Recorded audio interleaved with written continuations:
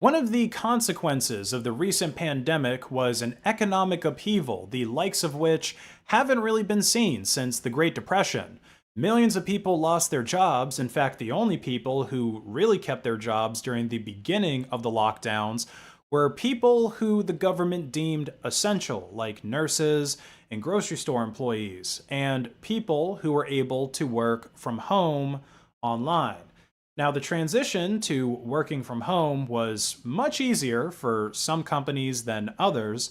During the pandemic, I was actually working for a company that developed cloud collaboration software. So it was a pretty easy transition to work from home working there. In fact, the guy who was my direct manager when I first started working there lived in New Hampshire, and the office was located in Boston.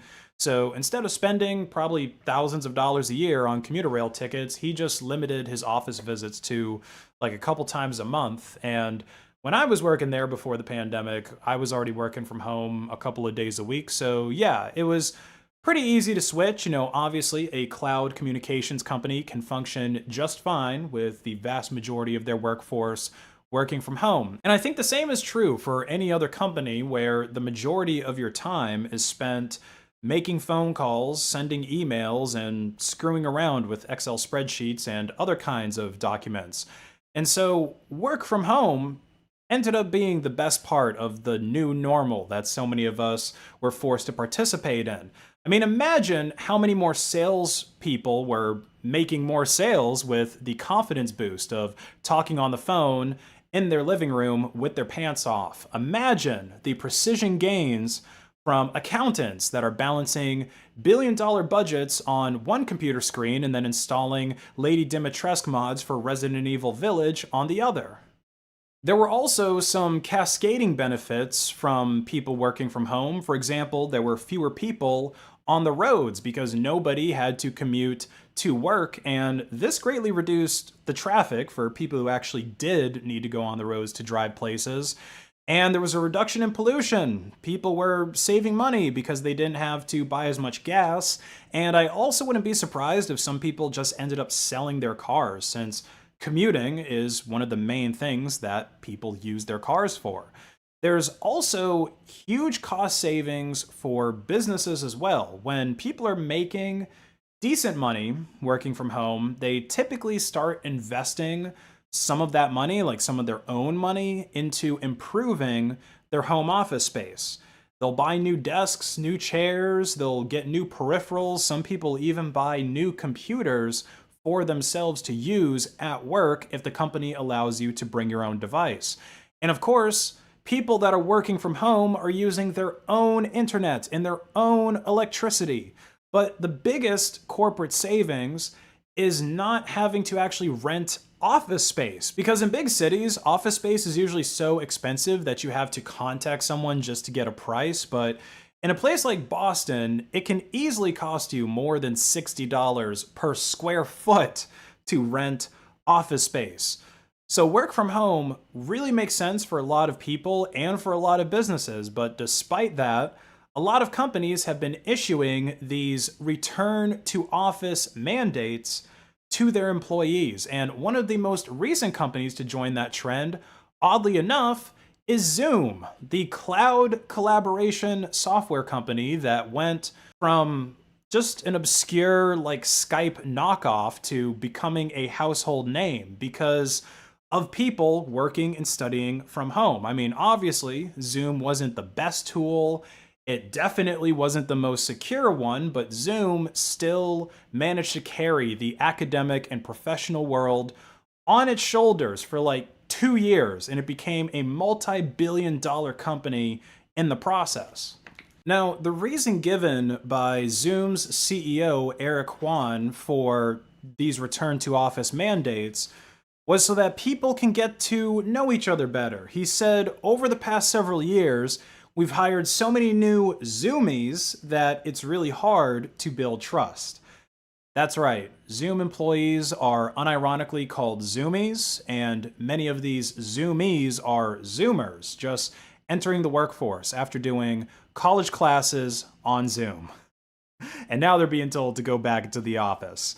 Like, I get some companies wanting employees to return to the office if they already own their office space or if they're still under a contract to rent it and so they don't want to pay all that money for it to be used and not be used.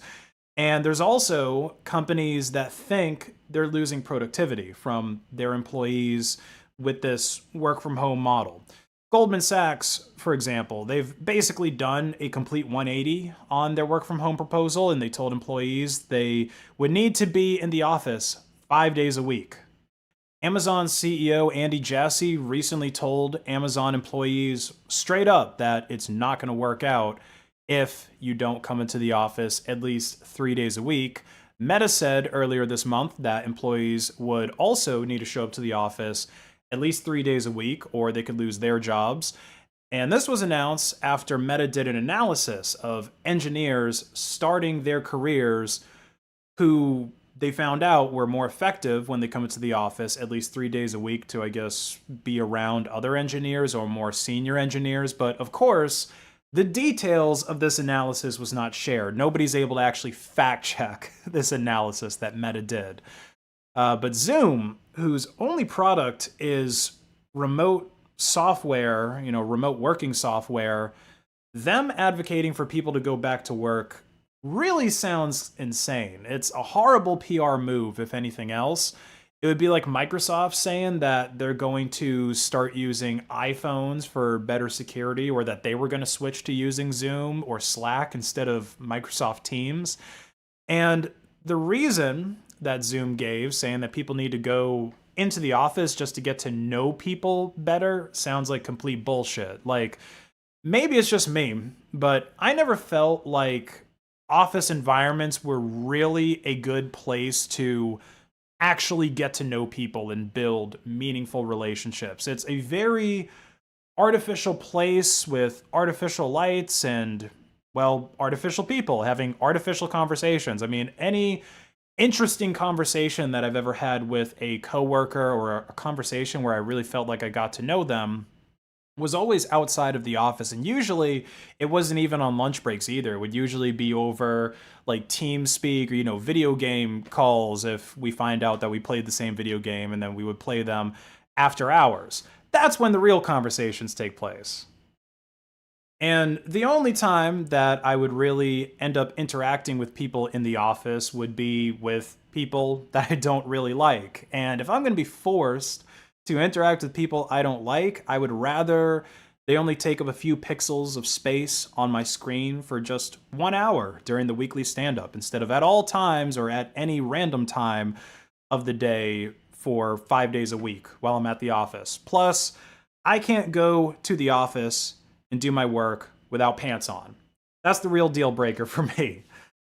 Now, one interesting theory I've seen people posting about online is that these back to office mandates are really a way for companies, especially big tech companies, to get rid of employees without doing another major layoff and hurting their bottom line. Because if you think about it, the ability to work remotely is a major reason why someone would want to work for one company or another. In fact, it's probably a bigger deal for most people than the healthcare package that a company might offer. And so if all of a sudden you get cut off partially or completely from working from home, you might just voluntarily quit instead of a company having to lay you off and give you a severance package. And more often than not, layoffs have a negative impact on your company's stock price as well, especially when just a few quarters ago, so many of these companies were having hiring frenzies. Like, they felt like they couldn't hire enough people.